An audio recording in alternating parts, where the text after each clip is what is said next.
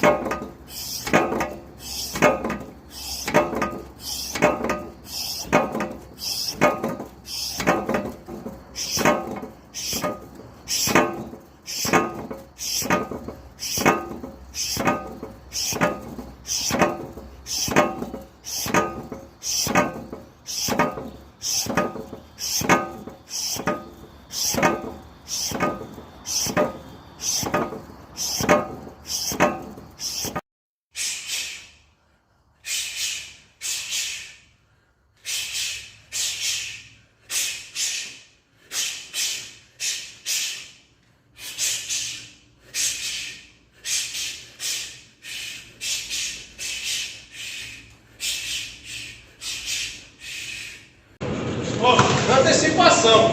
Uma mão vai no braço, outra vai no pescoço. Esse aqui já dá um tranco nele. Joelho. 1, 2. Beleza? Segurando. Pegou?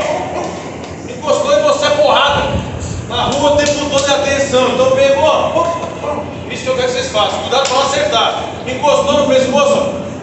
Articulação.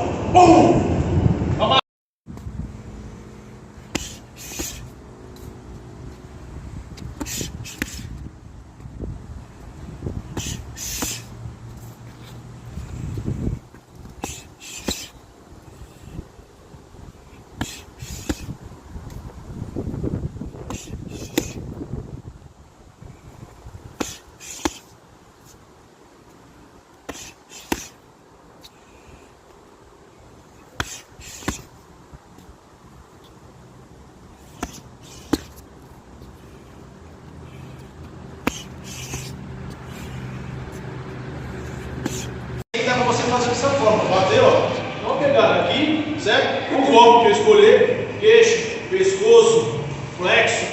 Vou pegar o braço, tá? Minha mão direita, ó, no meio do queixo, tá? O braço eu não soltei, pegou, tá? Posso ajoelhar em cima dele, tá?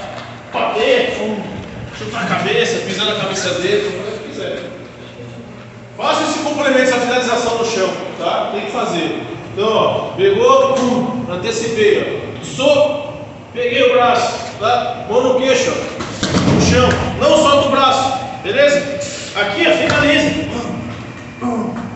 Quebra o braço se quiser, tá bom? Bora lá?